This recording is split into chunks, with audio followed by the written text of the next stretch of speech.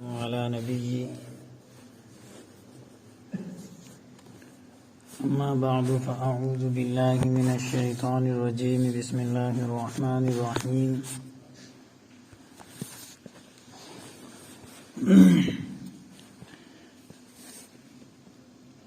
إذا زلزلت الأرض زلزالها وأخرجت الأرض أثقالها وقال الإنسان ما لها يومئذ تحدث أخبارها بأن ربك أوحى لها يومئذ يصدر الناس أشتاتا ليروا أعمالهم فمن يعمل مثقال ذرة خيرا يره ومن يعمل مثقال ذرة شرا يره۔ الحمدللہ تفسیر کا سلسلہ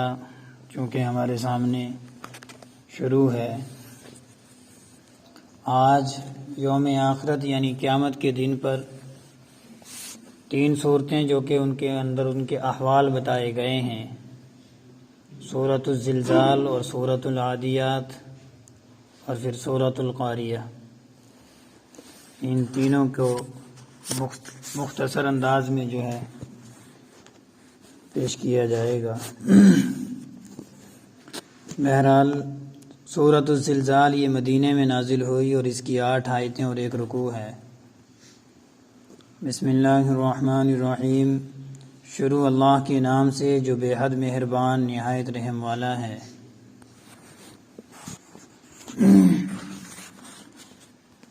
اذا زلزلت الارض زلزالها، جب زمین کو اپنے بھونچال سے جھنجھوڑ دی جائے گی، جب زمین کو سخت جنبش سے ہلا دیا جائے گا۔ اس آیت کریمہ کے اندر زلزلے کا ذکر ہے۔ اس سے 2 چیزیں مراد لی جاتی ہیں، ایک زلزلہ نفحہ اولا اور ایک نفحہ ثانیہ۔ نفحہ اولا وہ ہوگا کہ جب سور پھونکا جائے گا اور پوری دنیا، اس دنیا کا نظام تہس نہس ہو جائے گا، دنیا جو ہے ہر ایک چیز کو موت آ کر جو ہے وہ ختم اور فنا ہو جائے گی۔ یہ پہاڑ جو ہے روئی بن کر ہوا میں اڑا دیے جائیں گے، آسمان سے ستارے جھڑ پڑیں گے، سورج ٹوٹ جائے گا، بہت سارا جو یہ اللہ تبارک و تعالیٰ کا نظام ہے یہ درہم برہم ہو جائے گا، فنا ہو جائے گا۔ اس کو نفحہ اولا کہا جاتا ہے۔ اور اس کے بعد جو دوسرا نفحہ یعنی نفحہ ثانیہ، جو دوسرا منظر آئے گا کہ اذا زلزلت الارض زلزالها، جب زمین کو اس کی جنبش سے ہلا دیا جائے گا، واخرجت الارض اثقالها، اور زمین اپنے بوجھ باہر نکال پھینکے گی، یعنی زمین کے اندر جتنے بھی انسان دفن کیے ہیں یا زمین کے اندر جو چیزیں ہیں وہ ساری کی ساری باہر نکال جو ہے پھینکے گی، یعنی سارے مردے جو زمین میں دفن ہیں وہ باہر آ جائیں گے، اور زمین میں جو خزانے دفن ہیں زمین ان کو بھی اگل دے گی۔ ایک حدیث میں ہے کہ کسی نے مال کی خاطر کسی کو قتل کیا ہوگا، یا جس نے مال و دولت کی خاطر رشتہ داروں کا حق پامال کیا ہوگا، یا اس کی خاطر چوری کی ہوگی، یا اس مال کو دیکھ کر یہ کہے گا کہ یہ وہ مال جس کی وجہ سے میں نے یہ گناہ کیے تھے، پھر کوئی بھی اس سونے اور چاندی کی طرف توجہ نہیں دے گا، یعنی وہ مال بھی اس کو کوئی کام نہیں دے گا۔ وقال الانسان ما لها، اور انسان کہے گا اس کو ہو کیا گیا ہے، یعنی اس زمین کو یہ کیا ہو گیا ہے، یہ کیا ماجرا ہم دیکھ رہے ہیں کہ آج تو ساری چیزیں جو ہے اگل کر، ساری چیزیں زمین سے نکل کر ہمارے سامنے آ رہی ہیں۔ یومئذ تحدث اخبارها، اس دن زمین اپنی ساری کی ساری خبریں بتا دے گی، جو بھی زمین کے اوپر کیے جانے والے گناہ یا کیے جانے والے اچھے عمل جو بھی ہوں گے، زمین تمام کو تمام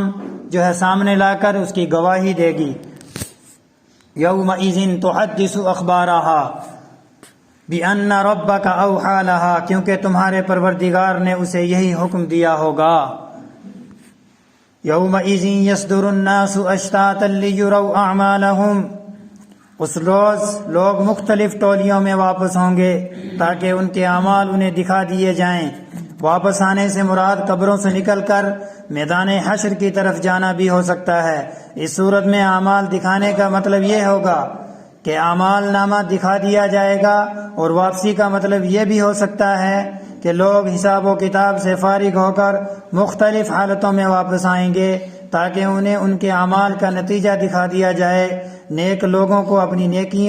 نیکیوں کا انعام دکھا دیا جائے گا، اور برے لوگوں کو ان کے اعمال کی سزا دکھا دی جائے گی۔ یومئذ یصدر الناس اشتاتا لیروا اعمالہم فمن یعمل مثقال ذرۃ خیرا یرہ، چنانچہ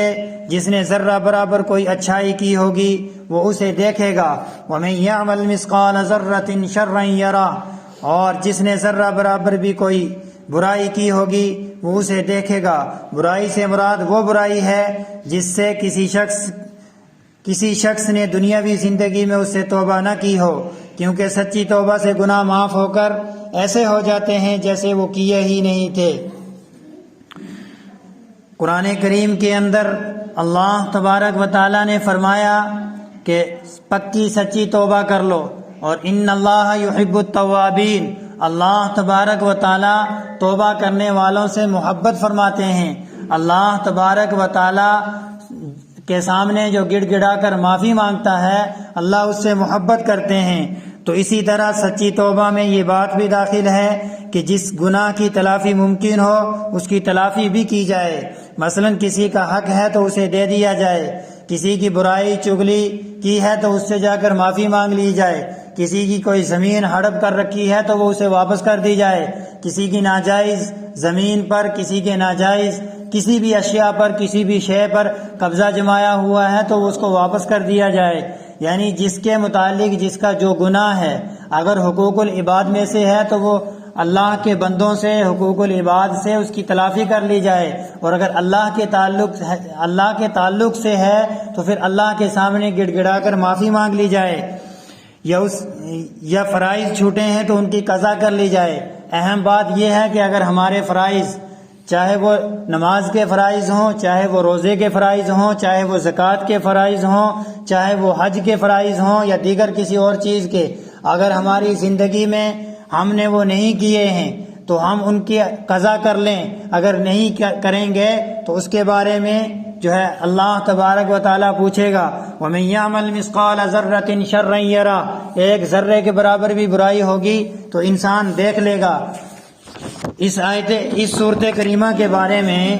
حضرت عبداللہ ابن مسعود رضی اللہ تعالیٰ عنہ نے فرمایا کہ یہ آیت، یعنی یہ جو آخری آیت فَمَن يَعْمَلْ مِثْقَالَ ذَرَّةٍ شَرًّا يَرَهُ، یہ آیت قرآن کی سب سے زیادہ مستحکم اور جامع آیت ہے۔ اور حضرت انس رضی اللہ تعالیٰ عنہ کی ایک طویل حدیث میں ہے کہ رسول اللہ صلی اللہ علیہ وسلم نے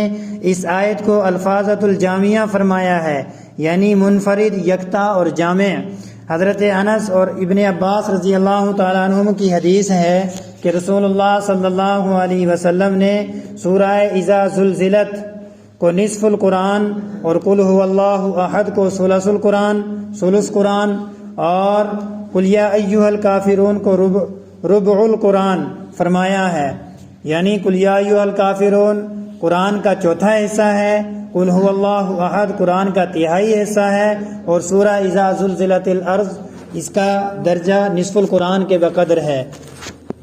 اس سے آگے اسی کے تعلق سے